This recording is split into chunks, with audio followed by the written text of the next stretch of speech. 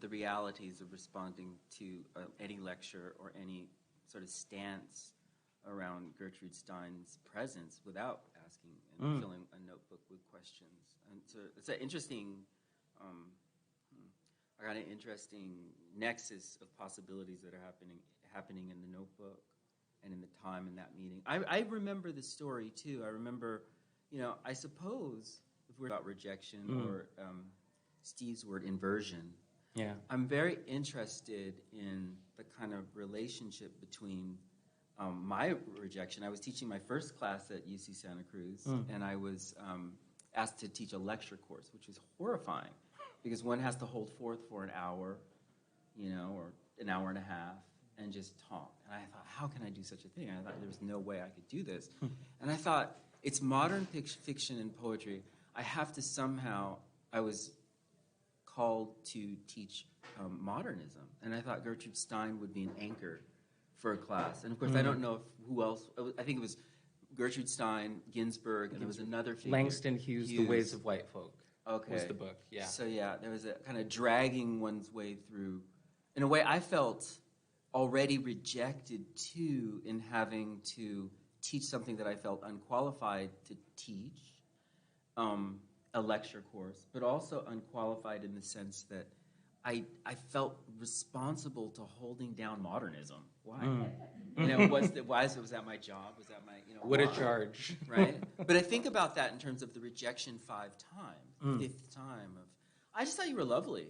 I thought, here's this person who's beaming. You see a class and there's 117 students. He had this great hair. He's really smart. He's like leaning into the work. There was a whole crew of people that were the focal point. And then you came up and you said, do you know Naropa? And I was like, do I know Naropa? Man, Woolman's my best friend. I do this and that. So we really kind of came together. Yeah. So I guess I'm really interested in that rejection, inverting the space of rejection, and maybe thinking about our conversation in terms of how do we enliven rejection? What are the ways in which rejection, in fact, is the sort of only scene of possible connection, to be not simply on the outside, not simply working between the margins, but I love that you announced, because it's both a dig, but it's also a kind of caress at the same time. Well, yeah, and also it's like this space of rejection is where so much was opened up, right? It was the space of rejection that allowed me to have that, well, fuck it moment. I'm going to apply one last time, and I don't care if you say, I can't get into your little program, only to find myself in the program, and also entering your advanced poetry class where I'll never forget this, and I'm so grateful for this, but I came in with this poem, and you circled 2 lines of the poem, and you were like, I don't know what you're doing here and here. This is your poem. So why are you hiding behind this distance? And that's when you said something that I had not ever been confronted with before, where you said something to the effect of, as the artist, we must forever consider the stakes. And what are the stakes of the artist? And for me, as an artist, here I am speaking as Ronaldo. Ronaldo's right here. But Ronaldo in 2011 said, for me as the artist, the stakes are my whole entire life. Drama queen. No, but I mean, it's so drama, full of it all. It's the live. It's the live. It's true though. But it is true, and it's true. And it caused me to reorient myself in relation to the work. You were ready to be reoriented. I mean, the thing is, there are tests, right? I mean, this is the moment. I go into my office for my first time, and whatever. It wasn't like young professor, right? I'd come in with a number of books. It wasn't new to me. But it was odd to kind of go in the office and realize, I have to get this dust off the shelf. There are these wipes I need to go get, I need to clean the thing. So I take, much like today, I'll demonstrate exactly what I did. I took my shoes off like so, and I popped up, and I was like, getting it. I was like up here, and then, my dear angel gets up and starts helping. I remember that. And he was like cleaning with me. And it was like, oh, this guy's ready to work. It wasn't like a grasshopper moment. It was like I literally had to get that dust there. I had a few minutes to get to the next whatever I needed to get to, right? Yeah. But you were willing to engage in, is it rejection? Is it inversion? I don't know. I don't know. I'm thinking about the texture of those wipes, Clorox maybe, some wipes that. But I'm thinking about that relationship now, and that we were united through the physical act of connection, which those were the stakes. I mean, those at that moment it may seem like an innocuous thing, but I don't know how many other students would have just joined in, or I don't know if I would have been comfortable, disrobing. Right. So when Steve talked about the energy, that energy, right? Like, are you willing to be, to remove the thing that gives you grounding and to kind of elevate oneself? I'm glad I could do that now, looking gracefully. I don't know what one looked like at that time, but I'm interested in that again. To go back to what you're saying around editing you were ready to work, but you just seemed like you were just born to do this. Like you just wanted to write these poems, and you had been, I think, mentored by folks, and almost like a little traumatized, I thought. It was, yeah. It which is good. I think coming from, again, operating from the position of trauma as a mode is good. Like, it's not like, oh, I have to have everything safe and secure in order to make. That's the only way you can make art, right? I mean, I think generally is the damage, that tension between the risk. Yeah.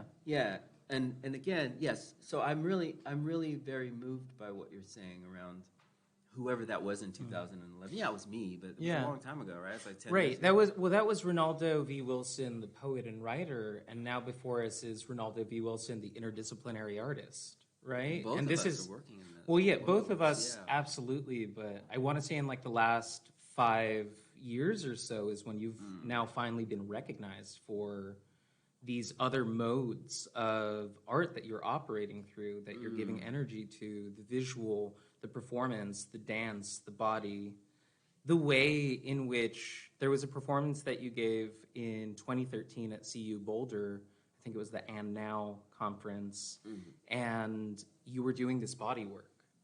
And you were doing this body work in repetition with a poem that you were working on, and you were in flux between poem and essay, between movement and gesture, between pose and uncertain wobble. And I'm very moved, by the way, because I saw recently that it was announced through McDowell, right? You're returning to McDowell.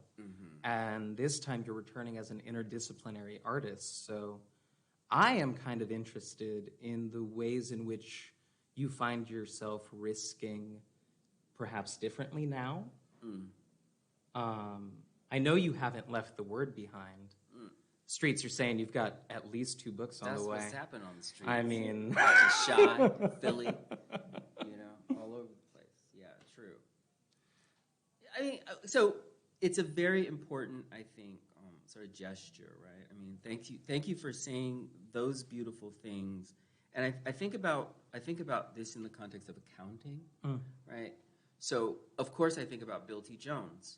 Bill T. Jones, choreographer, writer, he's a beautiful man. Has been working for some probably 30, 40 years now as a, Arnie Zane was a dancer with Arnie Zane years before. And I remember as a younger person, maybe 19 or no, I was 22 or 23, going to Central Park, seeing him in conversation with Toni Morrison. And he gets on the stage and he reads, and before he gets up, he just does these movements. And then reads. And I thought, that's what's possible. That is what's possible. But that is as important as being rejected from a class, as getting a PhD. That the epiphanic, I think, that you're talking about, the sort of these recognitions of possibility and learning, formative modes, are so subtle, particularly for those of us who occupy positions of what we call as the other. Black folks, queer folks, trans folks, every binary, non-binary, or the riveted folks who are willingly engaged in being inside of these recognizable selves, as pejorative as I don't know, well, there's a whole other discussion that we could be having that has to do with, I'm thinking, it's hard to talk about these things without, in this moment, without the kind of category of the white expletive, the far right figure, right? It's impossible for us to not figure that into the economy of racialized desire, the Trump tard or something, like, let's not be silly, right? That's also a minoritized category, in a crazy way, right? But that's why it's becoming really interesting to see who gets. Anyway, that's a whole other category. But what I wanted to think through with you is just like what's valuable so yeah, it is valuable. McDowell was important because I'll tell you about rejection. I never got up into McDowell as a poet. I applied 1,000,000 times. And I know who's reading from McDowell. I know what's all about what's happening. I know certain things. I'm like, you know what? I'm so over it. I just can't do it anymore. I sort of gave up writing and started applying as an interdisciplinary artist and visual artist for everything. And, I have some talent and some, commitment to those forms, and I'm deeply interested in it. But I knew at some point that there's no way that, Ronaldo V. Wilson is going to roll up and have a poem in the New Yorker. I mean, could you imagine such a thing? In the Sunday. I mean, I would love it, but it would be like, I remember with a colleague I don't know, it's awful. It's really awful, Well, and I'm very taken by sort of this avenue of value, right? And sort of how, our work in particular, like, so I think about Farther Traveler quite often.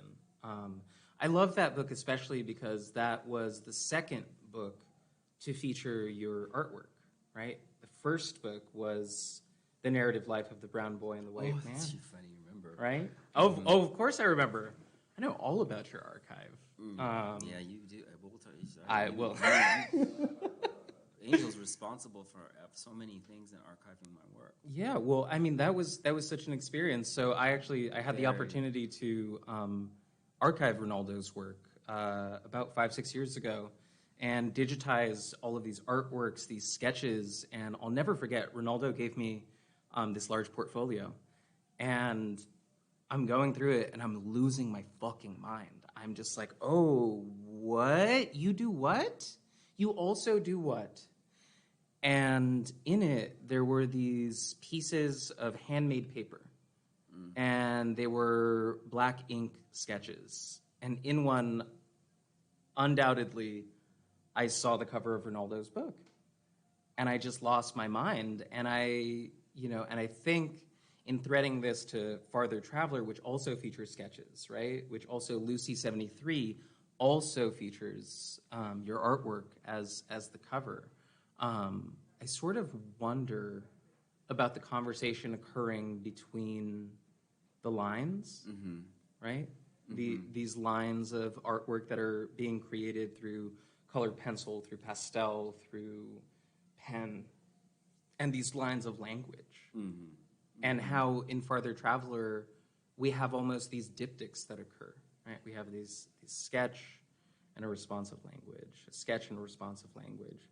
And so I wonder if you can talk a little bit about that, of how perhaps the line, the architectural line, the line of the figure, how has that emerged from language, or is it the other way around? Yeah, it's such a beautiful question, and in fact, I did in the car over here. I did select it's psychic. I selected a piece called Line, which is actually the last section of a book of fiction stories, interrelated stories. It's called Line. It's a section called Line. It's a very good question. It's it's the exilic, escape route, tether, force field resin. Symmetry, cage, box, note. It's such a functional piece inside, between genres. The problem with the discourse of the institution is it loves imprisoning people. So what I was seeing, and to go back to your poems, was a kind of, which is not a critique, but a sort of fearfulness maybe in wanting to make clear legibility. And I think that if in fact, legibility were a given, as is trauma, that the line has all these infinite, possibilities. Charles Gaines is a visual artist I quite love. And I didn't get to see Charles Gaines' big exhibition. Was it here in New York? I go back and forth. I think it was here in San Francisco. Big exhibition. Maybe it was I don't know, it was a big, but anyway, he had a number of pieces. He's both a musician, a sound installation person, but writes these notes, takes speeches, like MLK speeches, or pieces from James Baldwin, then sets them to music and places them in these large grids and writes these little notes. Takes the language of the piece and creates with the language notes. To me, that makes perfect sense. He's doing wild stuff like constellations and moving through the universe, understanding lineation. It always reminds me of the artist Ellen Gallagher, who talks about her writing, and she said, "I'm interested in what's in the after effects slavery because the explosion has already happened." And you see it in Don Lundy Martin's work, A Gathering of Matter. You see it in the Black Lives Matter. The mattering is also a way of organizing, a kind of constellation of possibility, whether it's nuance, the human body, the human, tears move in a line, generally, especially if you're drinking a lot of water. It's not a terrible joke. It's true. I mean, depends on the day. Depends on, are you running? Are you sobbing? But gravity does something. Isn't it weird, all these people running into space? Yeah. It's kind of a strange moment for their three to break away from the line. So in my work, I guess I'm really interested in the possibility of always breaking through the formal constraints, but also being, attentive to them at the same time. I mean, I have a classic sensibility, but I think in my sensibility, love the idea of just moving beyond. It would be unnaturally and weird for me not to work in multiple forms. In fact, for any writer or artist, this is a terrible thing to say, but it's unusual that you choose to say, I'm a poet, or I'm a this. What? That's like saying I'm black, which is true maybe, but that's like, why that declarative? What does that do? I'm a writer. I'm a dancer. Yes, I'm an artist. It seems to me a way that allows for a much more capaciousness. But I think that moment is, I always think, why are you choosing that side? I mean, I think about it in my program where I teach at UC Santa Cruz. It has a separate poetry and fiction concentration. Why? I don't understand it. I mean, I understand it legible-wise, right? But I don't... Yeah. To me, I think that, of course, I was really geeked out by Jean Toomer when I was growing up, or Agnes Martin. There's people who speak to me. But I do think that those decisions we make around genre are also raced. And I love what and messed up. And I love what you're saying Messed about up. legibility as well, right? Because that stands so much. Whose legibility? Right. Who am I speaking to? Who is it that's listening? Or rather, who do I want to actually hear? And I think, in terms of my own journey, it's so great to be here with you 10 years later after trying to cobble together these poems into a manuscript that was called Dwelling, that no one here will ever read in their lives. Those poems, to go from those poems of such blurred distance, right? There was such a distance to everything I was trying to do, to get to a point where I'm writing these love letters to my ancestral oppressor, Diego de Landa, for the Night book, Desgraciado, the Collected Letters. It's like this movement away from a ripple and into the light of clear water. Exactly. Well, I also think that in your work, I'm thinking about Black Lavender Milk. I'm thinking about we talked about this on the car ride. I'm thinking about the ways in which you explore the kind of what one might see as the patriarchal, through the sort of grandfather figure. Yeah. Right? Yeah. But then it becomes, I hate to use the word, it's query, right? Its query becomes enacted through the decision to work in these material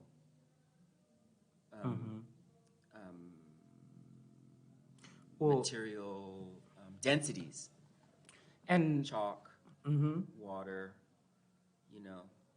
Yeah, and with Black Lavender Milk as well, there was all these performative components that exceeded the bounds of the book. But that too is also to me a blurred distance that you're making palpable, right? So the illusion is that you're seeking clarity, but the reason this is my student who asked me to blurb his first book. I was like, "You're not ready for Ronaldo Wilson blurb." I'm like, "Angel, why are you sending me this book?" I'm gonna be like, "Oh, sorry, Angel. This is a stunning debut." I was like, "How Angel gonna have a book so early?" I was like, "I know he's good. He's my student. And he's smart, but Grasshopper not ready."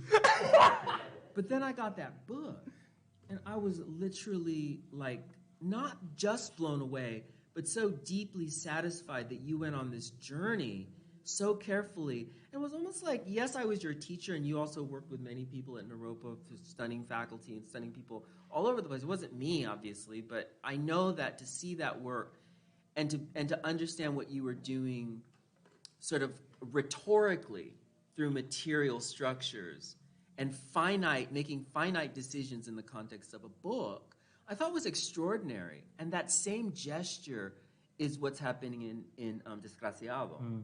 Is that you're mining the epistle as you're mining the epistle as an embodied formal adventure, right? A formal adventure of the body, a formal adventure of memory. But I love the idea of the blurred distance as not a pejorative form, but rather the only way we see in the moments that most matter, when we wake up in the morning, when we're crying. That's what really matters. The blurred distances, that's what matters, not like, I've had all my coffee and I can make a good decision. No, honey, what's interesting is like when you can't get that shit out of your eyes or when you're like strained, that's when you're human, because that's when the universe is compromising your body. So that kind of blurredness is something that you were doing that I think sets you outside of the kind of helix of writers of your generation immediately. You're choosing to work in blue ink. You're choosing a fierce book like that as a first book was, of course, I too had a very strange prose book as my first book, which was really weird and strange and odd. So I think that we're twinned in that way. That we chose to like sort of write this, this piece. But I'm sorry, I'm losing language. We chose a formal mode that was in some way a kind of blurred distancing from the poem. It blurred the distance between the sort of propriety of a poem but you had a lot of stuff going on with your I just remember reading that book and thinking, oh, there's black water everywhere.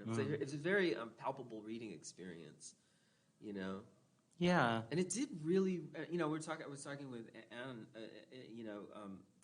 about just this, when do you know a book is doing well? When do you know it's doing good? Well. And it did well. I mean, because people were talking about it, that they were really into it.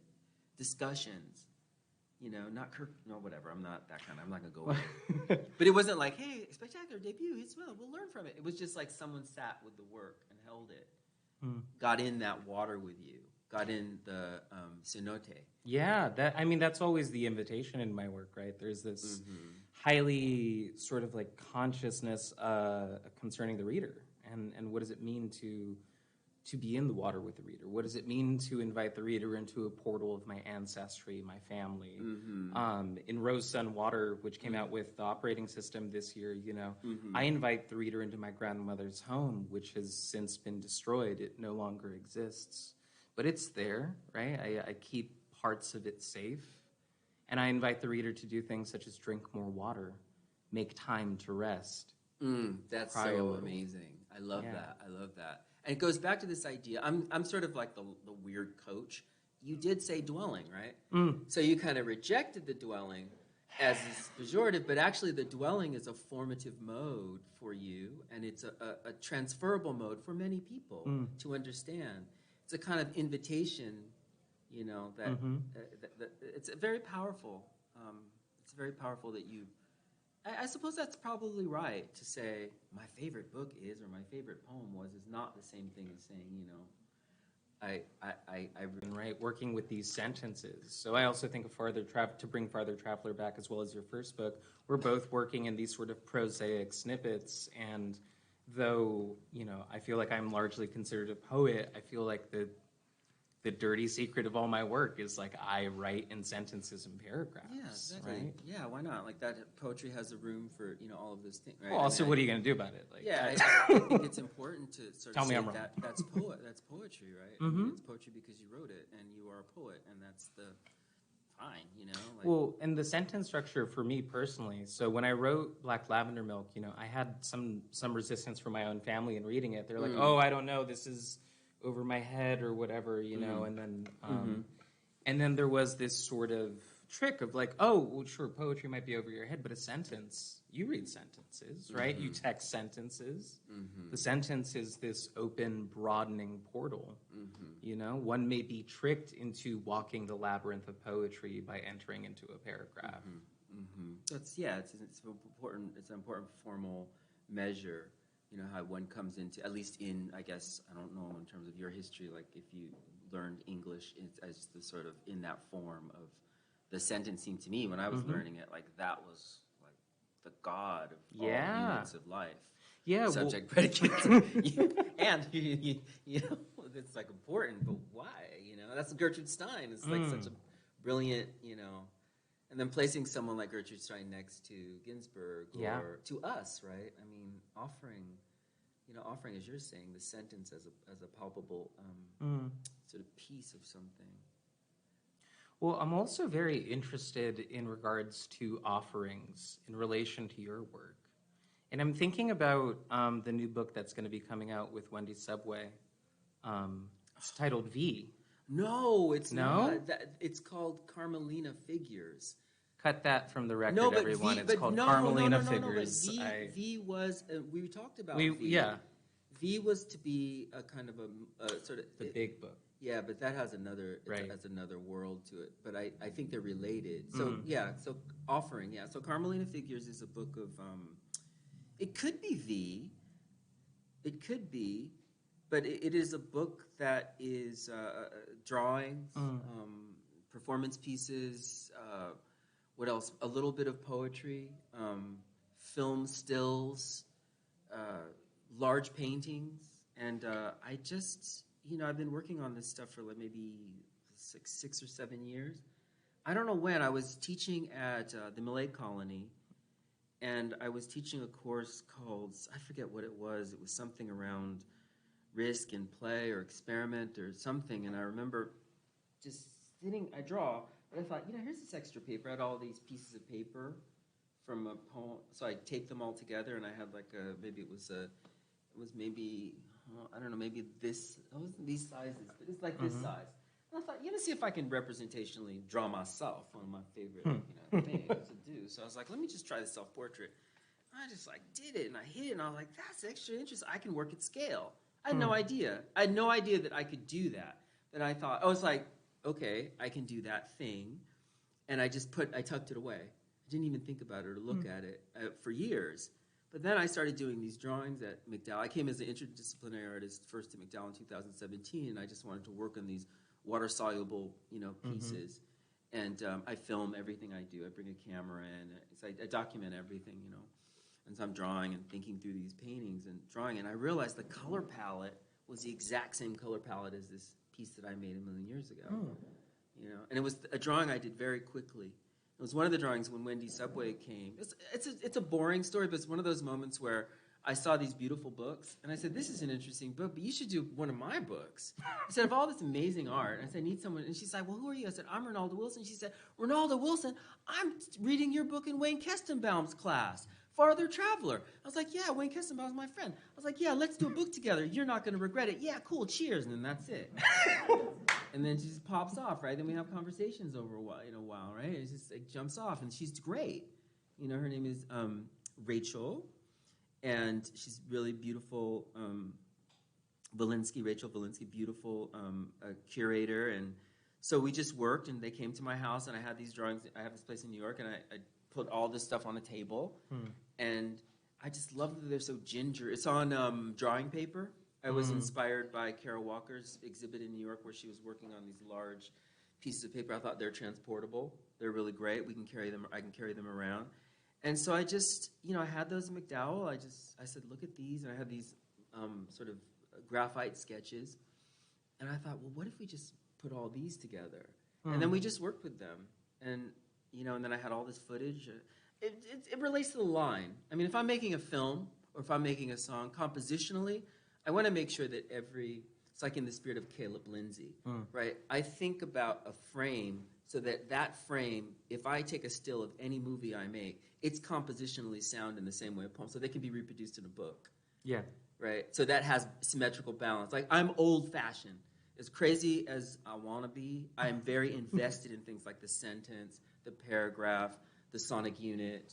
I have a very formal sensibility, and so I just thought, this book is going to be interesting because So the interesting with that the interesting thing about that piece is that I started working with a designer, and the designer would pick these images that are so wild and so crazy. Like, I made these sculptures and these in my studio in McDowell, and I had a drawing, and they were the exact. She'd find the same symmetrical shapes that I didn't even know existed, or it would be even me in a pose that was the exact same image that I had drawn. So that unconscious line of organizing traumatic material, right? Because I have a traumatic. My family's, I'm Black, Filipino. My mother came from the Philippines. Her parents were assassinated by the Japanese. So disassociated with anyone in her family. Awful time with her family. My, African American, but not traumatic, but rich. Mm-hmm. So I always think about James Baldwin. I'm poor. I grew up in the South. I'm poor and I'm gay. I hit the jackpot. He says, right? It's possible. All these things are possible. But yes, and I was so moved by working with other people who were able to see connections. So it's a visual book, Yeah. and it shows, mask, different performances. I shot a lot of performance here at Emeryville. I do a lot of work around there, around the McLaughlin East Shore Park, the old home of those sculptures, the very famous sculptures that were out there. So I do a lot I used to rent hotels there and do a lot of filming there. So I made all these compositional pieces, and there's this, I think it's a Chinese restaurant that overlooks that water. So they had to watch me as I was posing, doing all these different, in my mask and bleeding all over the place. But those pieces made it into the book. And wow. So that's out now. It's just coming. It's beautiful because they also made it on this paper, this very thin paper. It's very fancy. It's printed in Belgium. I'm so excited for this it's so book. Beautiful. Yeah. It's so beautiful. It's so tactile, and it's just really nice. And the pages are translucent, so you can see all these things that I never really thought possible, but always thought, probable in the terms of poetry. So I don't know if that's enough. I mean, I'm just rambling about it. I feel like hearing your work. Is there what do we do? Let's take the tiniest little break of the change up the stage, and then present some work from each. Yeah, would that be good? Is a good time? Yeah. How do you feel? Do y'all have questions? Oh, forgot y'all were here. Really sorry about that. You're expected to be out of here by 8:30. I don't know what time it is. Oh, it's we should do work. We should. Yeah, we should. Ronaldo, thank you for that conversation. No, it was really good. I don't mean to be abrupt, but I think that we should read too, right? Yeah, we should do that. Would you like to read standing up, or would you want?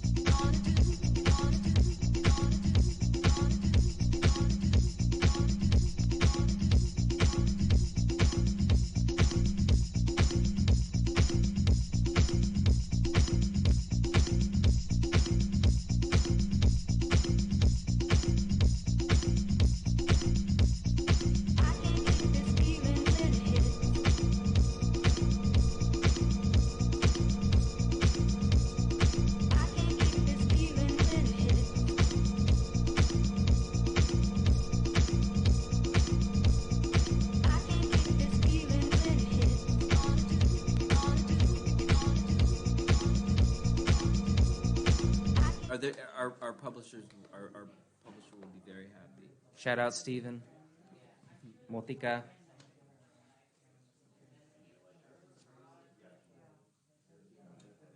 Okay, you all, we're going to get started. Angel Dominguez, Ronaldo Wilson, we're turning it over to them. We're back. We're back, everybody. And we're going to do something also different, not only starting with the Q&A, where there are no Qs and there are only As.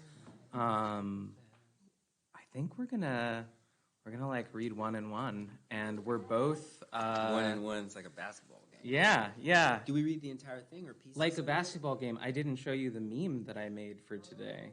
I've been making these memes every day. Wait, no, look, this is us. Hold on, let me pull it up. You have a meme for us? I did a meme for us. Yeah, hold on. Here it is. I'll do the soundtrack. Here it is. Obviously. Obviously. Yeah. It's definitely right. It's the one. It's definitely right on time. It's the one. So I think we're also going to both be reading from our brand new books that are coming out with Nightboat next year. Shout out Nightboat crew. There's a few Nightboat authors here. What's up, y'all? Don't get it twisted. It might get ballistic. Woof. On the boat, especially. Should I kick us off? Yeah. Should I? All right. And this is, I feel like more prepared to read sitting down because of Zoom. So this is great. I love this unplugged thing. Yeah. It's just like so natural. We're just missing the guitar. Next time. So this is from Desgraciado, the Collected Letters, coming out in early 22, very soon. Streets are saying it's going to the printer next week. So I fell off of my chair when I read that email. Actually fell. Dear Diego, what are the words? What are the words that poison me? Words like poor, words like war, words that no one can agree on. Latin, Latinx, brown, how to unmake all this anti-blackness within words. I'm lost in a bevy of constant linguistic detritus, reaching for what is not there, reaching for what was once more than ruin. You know, I dated ruin once. I was in it bad for the worst. I let myself dive down to those Scorpio depths I'd been warned about, down to the bottom stone, cold in the meticulous auto-immolation by way of language and time. And does it matter? Diego, the sun is on fire, but sometimes it is soft. Clouds perpetuate a cold light that resembles the left cheek of the moon. I suppose there's a lot that resembles distance. Language, for instance. We fold temporal tracks. We are coexistent in this moment, Diego. Where you are is where I am, and we are both suffering. Ultimately, to imagine a binary is to destroy the true nature of reality, a growing wave function, and maybe I want to grow with you. To learn how to seize the means of production, how to grow gardens with a microgrid permaculture resilience, maybe then I could grow to understand you. Maybe then we could grow to understand one another. Ultimately, you are an asteroid that fossilized my sense of self into a distance I live with every day. The dreaming is part of it, but mainly it's words. The first words aren't always the best. Sometimes they take centuries to gestate and reincarnate into an antibody attack upon colonial systems born of the invasion and desecration of ancestral kin. It's in this way I recognize our need to disarm one another and have a glass of wine or something. It's hard to get the words out when my first reflex is to murder or something of that sort. It seems I've always got a lot of questions for you, Diego. Like in death, the big questions get answered, so I expect you to return some of that knowledge in exchange for what you stole. So what are the words, Diego? What are the words that have poisoned me, and is there an antidote, or am I simply retching? Kiss me before I vomit. I can hold my own hair back, but Diego, I can't find the words anywhere anymore. I'm constantly plugged into an architecture of oppression, acting as a beautiful cog in the machine. And no one asks any questions. I haven't the language to work it all out.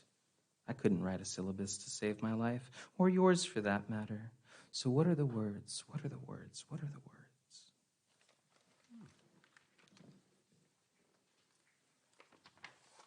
The line. Between sleep and waking, Virgil is trying to find a way to talk back to the dream. Perhaps its urgency and its relationship to the line, a way to speak mostly directly to the characters that emerge. Virgil, in some sense, would like to pluck the figures out, or at least to query them. This is what he feels to be his most important writerly intervention. The space between what is dreamed and what is ultimately articulated helps Virgil to understand his relationship between what he wants to recall and that which he can barely hold on to. The line of the story is so different from the line of the poem. This prose domesticates a bit. The space between what is dreamed and what is ultimately articulated helps Virgil to understand his relationship between what he wants to recall and that which he can barely hold on to. The line of the story is so different from the line of the poem. In fact, there is a hole in his heart where the body cannot bring itself to hold itself up against the urgency to tell, because Virgil is now experimenting with rest. Sleep is the new future, is what he read, and for Virgil it is the next vista of class. Go to sleep while your world blows up, and the very dumbest perhaps will take over the earth. Virgil once thought that his first book, a collection of poems, would be called Song of the Dark Heart, and perhaps this was something that Virgil thought. But the song did not have in it the urgency of clarity in the melody, nor the insistent pull to that which would guide Virgil to understand what would become a much more difficult and an even darker practice still. In Locked Up Abroad, a woman next to the sleeping Black Bay is raped by her captors, and as this goes on, she meditates while her free husband says, "This was our darkest time." Of course, a woman emerges in the end, married and in a pretty dress, but it is not before Virgil is all kinds of titillated. At the masked guards who hold a knife at the husband's neck, get high, and the husband and wife recount the tale we thought that would only happen once. For Virgil, there is a gap that he wants to move through, a sensation that is more instructive than compelling, or compels him to wander through the final days of his radical sabbatical. The space where he, for the first time, is slowed down, and in this slowing, what is produced is a shift. Stream comes and goes. Old Stream is an anchor, dying but elegant, in the chair, and Stream touches the face of a giant horse, only to ask, "Is this real?" Virgil knows that all of his life is interrupted by the permanent specter of violence, some his own, some not, but it is this structure of violence that leads him to lines, one that opens up into a series of waves skirting across the surface of the televisual and the remembered Black Bay. This blues, for Virgil, is perhaps the line. Each of the scenes in which he has become grows out of the space of what he's recalled, running up these hills, running around this water, the body not as wandering, which he first considered as melody, recoils as transit across race and around desire.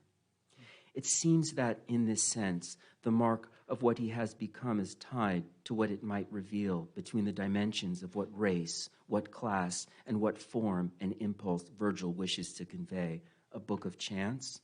A life of excitement?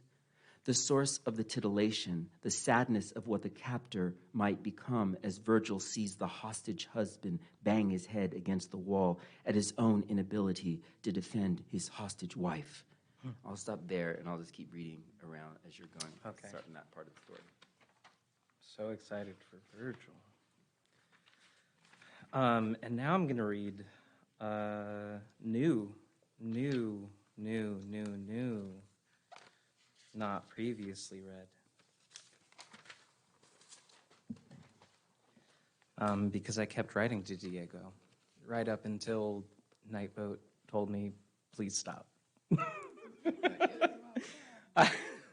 Well, no, they would send me edits, and I'd be like, but I have this new letter. And they're like, well, it's nice, but supply chain. Dear Diego, tell me what you know of stars. Tell me what you know of living. Tell me what you believe in your heart to be the truth. Do you still think about us when you are lonely? Do you know what it means to be lonely in every language you speak? Do you know what it means to be lonely in tongues that have vanished or have been burned away before you could speak?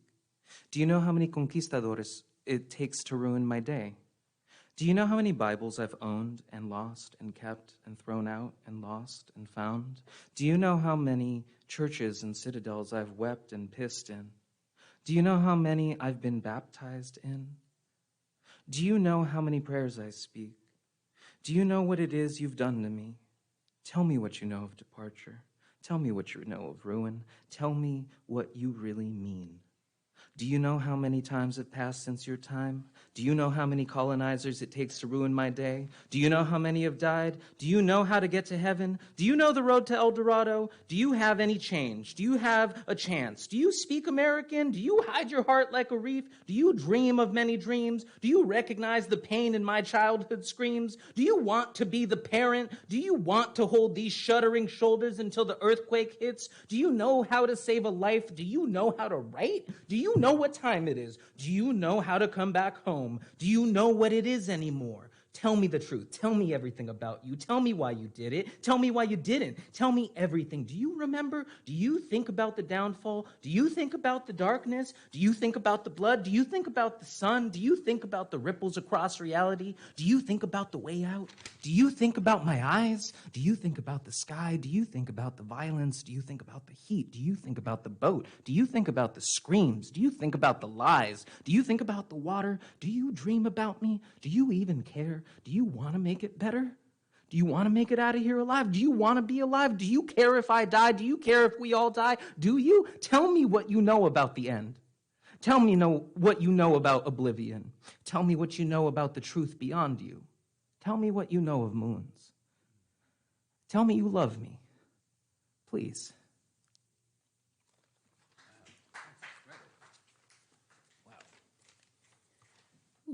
Virgil recalls being stuck between two men. Virgil, a he, a what, and it, could not control his heart on.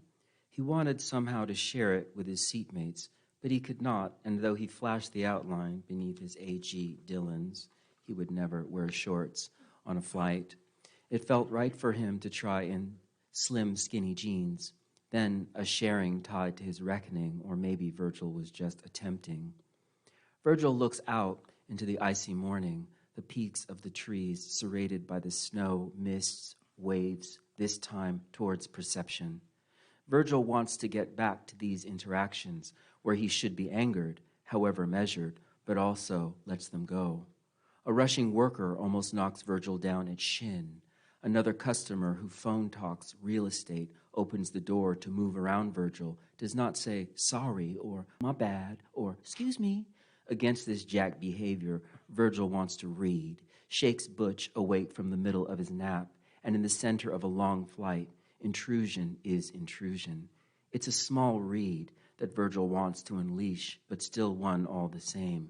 Your tricycle is the phrase that Butch shares with this rude little girl. The provocation is the point between what is stable and what isn't, between the limit of the body and the register of its sign. What Virgil means to say is what he cannot think, that both are in the unconscious and out of it, attempts to derail Virgil from his own stability, whether class, race, or balance, each reveals a pull for Virgil, a pull that allows first Butch a way of seeing, but for Virgil it promises a way of sorting through the muck of his own circumstances, of feeling movements in veils that circle around the airplane, the corridor, the bridge. The small girl, who is actually a woman, has hair of straw, matte, gray blended in, and with Butch, she shares a memory. The memory is of doing something that was private, nothing sexual, something else, something like playing in a white park, a set of landings left in the gray gravel covered in snow. What are the reactions to any prize? This isn't about light or power. It's about something else, not the state of work for the sake of finishing it. It's a plea. Virgil is, at this stage, moving from the sight of prose to the water-soluble oil pastels soaking in water, to become paint. And maybe this is the effect of his dream, to shift towards freedom, which liquid holds, and succumbs to the medium. A fat cat, gray and white, struts by a ledge, carrying a mouse, and it's the mouse that understands his relationship to death is to dangle. The squirrels know, too, as it bounces around in the cut grass, what it means to barely hold on, and in the tether of an evenly mown surface, its grip is always ready to slip. Virgil can hear the laughter coming out of a mouth, the laughter of a faraway song, also bound by its protraction. There is something proud in the cat's triumph because it isn't dead on the street, not a sack of guts, nor as quickly rendered into someone else's memory driven by. Blown plexiglass shards crowd the edges of the tub. They fill the bottom of the adult latrine. Virgil holds the lock secure because where a pilot is on the other side, Virgil knows the pilot wants to get in. The pilot warns the man behind him that there is someone in there, and he's taking forever to alert the men behind outside the door, the pilot and the white top behind him and anyone else, that it's Virgil. Virgil shakes the door latch, and it's locked loud.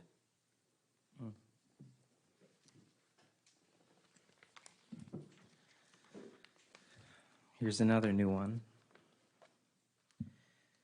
Dear Diego, sometimes writing to you feels like drinking gasoline from the pump. The sound of liquefied time dripping in the moonlight, 100,000 fossils pouring out of my mouth and into my organs. I get so thirsty writing to you, Diego. I find myself craving freeway rain with a thumb on the dotted line home, and sometimes I pine for the guardrail to give way, the call of the void, l'appel du vide. Do you still feel this? Did you ever, the fleeting thought of oblivion? I always arrive at the cusp of destruction with you, Diego. I never know just how far to go or if such a thing exists, this notion that if I destroy you through erasure, if I could rewrite history, am I anything other than what you are? If I set fire to your robes, if I robbed the Iberians of their histories, if I replaced every colonizer and colony with new words, I don't think there is enough language to do what you thought you did by burning everything away. I don't think humans have a real grasp on scale. Everything in our lives is inevitably short-term in relation to the life of the planet we exist on. You really thought you could just save us. You really thought you could just rob, rape, torture, and murder us. You thought you could burn the bodies of our ancestors. You thought you could tie our wrists behind our backs, hoisted up by the language of your God to paint boiling pig's fat on our bare flesh. To what? Get the demons out? To get to the truth? You would use these inquisitional tactics to demand information that did not exist. Do you know how many recanted their confessions after the blood had coagulated and covered their wounds? Do you know how far some had to travel to find idols and ruins just to appease your fantasies of heresy and demonology? Your imagination was more evil than anything my ancestors admitted to. And that's it, isn't it? The colonial imagination. That's what's so ruinous and constantly rotting. The last zombie in a world overtaken by flowers, still hungry for something to colonize, something to harm and infect and spread to, a decrepit, drooling husk of itself, a caricature of a caricature drawn from drunk memory. Drunk off pig's blood, riding horses on the beaches of Tulum, sweating into our sacred waters, unbathed and in agony from the sun. The idea hangs on, glamorized in the minds of neo-colonizers who claim nationhood and supremacy. The zombie of colonization speaks through them, thinking itself alive, thinking it's still a way of life, to acquiesce and demonize and destroy. And I have a dream in which the flowers and vines overtake the zombie of the colonies. I have a dream in which we plant strangler figs in the doors of every oppressor. I have a dream where we don't just win. That notion exists within the imagination of the colonizer, within the body of the zombie colonies that continue to repeat the same droning drivel, hungry for subjugate bodies to press the dark fossil of their hearts upon. I would love for you to become my gasoline, Diego. I would love to put every colony in the rearview mirror. I would love to get away from everything. And yet, I'm here. Constantly fighting with this invisible zombie, constantly breaking the fourth, fifth, and sixth walls of colonization, constantly checking myself and my beliefs and the ways in which I carry myself in this world, constantly trekking the vast deference of my heart, which is also your heart, Diego. I, too, am a zombie. I only want to plant flowers. I don't want to spread the virus I've inherited. I want to understand it. I want to not just eliminate it, but learn from it. I want to plant flowers, Diego. I want to plant a garden of roses like my grandfather Shish before me. I want to build a beautiful line of bricks as my grandfather Jose once laid. I want to feel the sun on my skin. I want to feel the air that lies beyond colonization. And I can almost taste it. Diego, can you taste it too? There is water there. Maybe a cenote. A.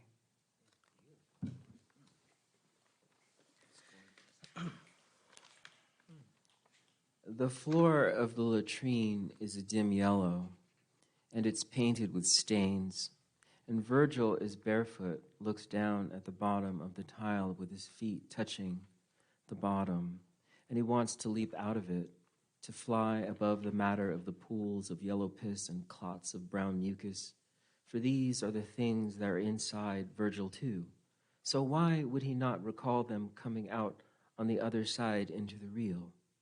This is the form of the line. But whether or not Virgil would like to paint its site is up to him. Desire is long and it's mirrored. About an hour from the dream, Butch stands in the shower on damaged knees, one soon to be filled with metal. Virgil, who is unsure and unlocked, is now close to Butch's age when they first met, and hears the rain and the thunder station on Pandora. This is heaven, the time to create, and this is the time in which Virgil will transition between forms, to move away from the body of the poem or the essay, or maybe run directly into the line of that which endures, whatever skill in whatever vision or dream. Virgil is only sure of this for now. The small girl, who is actually a woman, can pop up at any time, like Skeletor, like that dish drawer who popped up at the retreat, like them all. Those that understand place, too. But Virgil moves into where they make room for a quotidian freedom, takes them in, marks, and holds on. I'm going to read just a little bit of this last story, and then maybe we'll, however you want to finish. But I did mark 2 stories to read, and that one was line. And I should just say, to start to break the sort of, as a fiction person working in stories, that these interconnected stories, of course, Virgil is the sort of central antagonist, who moves through the work. And these other figures are kind of characters that come in and out, some real, some imagined, some reads, some not. And I'll just sort of read a little, and then maybe we'll finish with you. Yeah, I've got a tiny one. Okay. Dream. With a long wooden ruler, and I think this is the last piece. The line is the last section of the book of this book of stories, and dream is the last piece in this collection. Dream.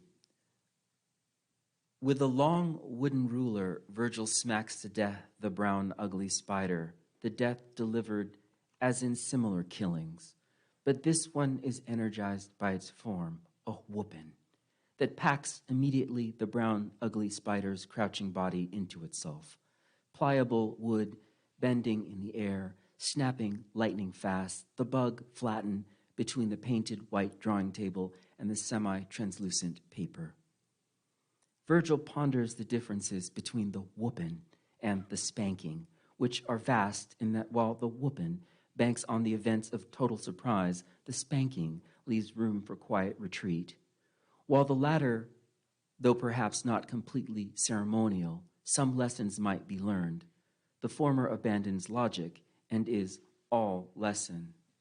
In Dead Men Talking, Eternal Neighbors, the surgical saw cutting into jaw pain Death Drop's head is amplified, a screeching pulse, her deceased body on the steel autopsy table out of view.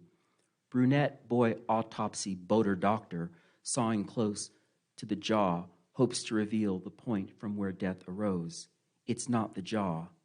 Instead, the head-to-toe search concludes that jaw pain Death Drop's end has nothing to do with her visit to the dentist 4 days before, but from a heart attack caused by severe coronary artery disease, of which she has no idea. Revealing the elusive answer to the question of jaw pain Death Drop's sudden death, brunette boy autopsy boater doctor presses the edge of his scalpel against the fat surrounding her dissected heart, the scalpel's tip exposing the yellow plaque, the tiny arteries almost entirely occluded lumen. Zeroing in on the on the brown ugly spider, Virgil hits the drawing table with an exact force, and in this force, Virgil attempts to figure his work, if not through the spider's immediate death, then animated in Virgil's protracted life. For who does cartwheels in a field and films it, next to the Pilgrim Memorial Monument after discussing by cell a group performance and show he'll join on Black composition and molecular form, curated by T.D. Spider, but Virgil. On the beach, when Virgil's tripod later crashed to the sand and the screen fractured, the event cracked Virgil open, who now worries that the glass shards and powdery bits could spread from the tips of his fingers to the corners of his eyes as he edits Mueller and the Others.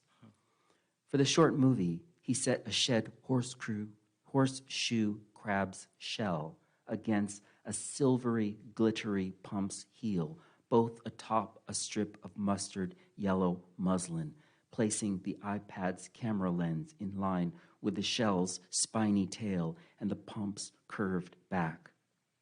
But this is before the wind blew the iPad Pro down near the same spot on the beach where Virgil, 20 years earlier, stared into an icy, cold, almost black winter bay, thinking, what more do I need to understand about form? Virgil meditates on performance as he folds his clothes between glances in the Crown Point Hotel's room closet door mirror. He pops, listening by AirPods to Electric Kingdom, then Egyptian Lover, Egyptian Lover.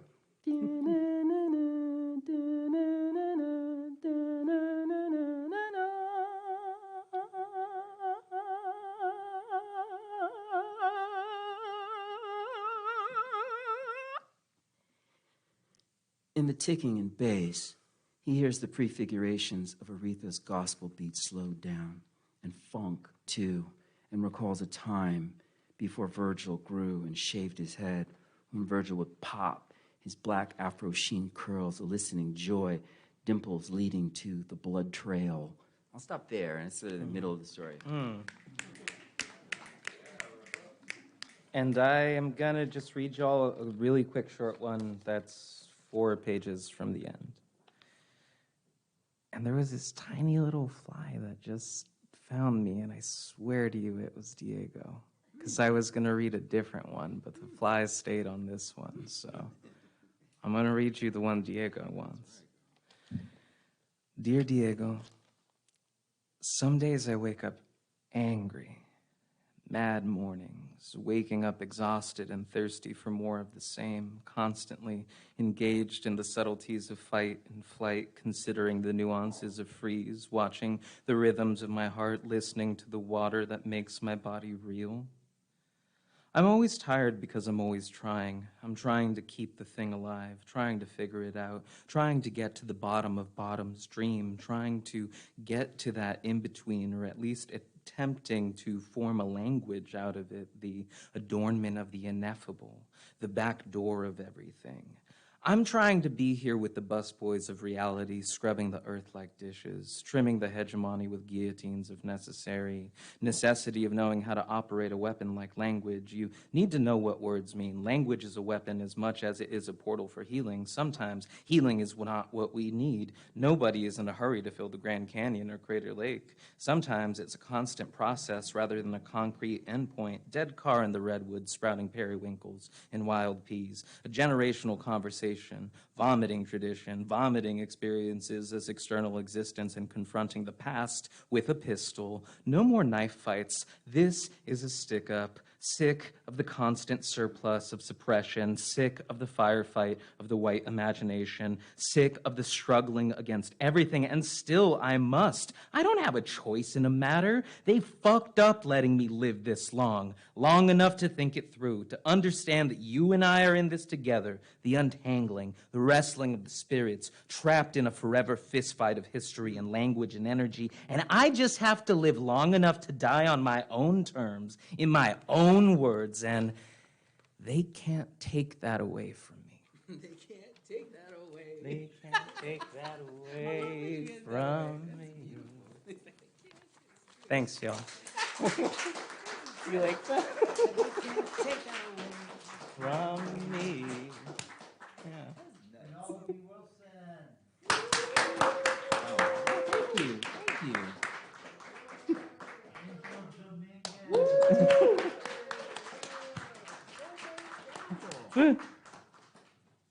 Next Friday, Jaime Cortez and Camille Roy at the Green Arcade, 7 p.m.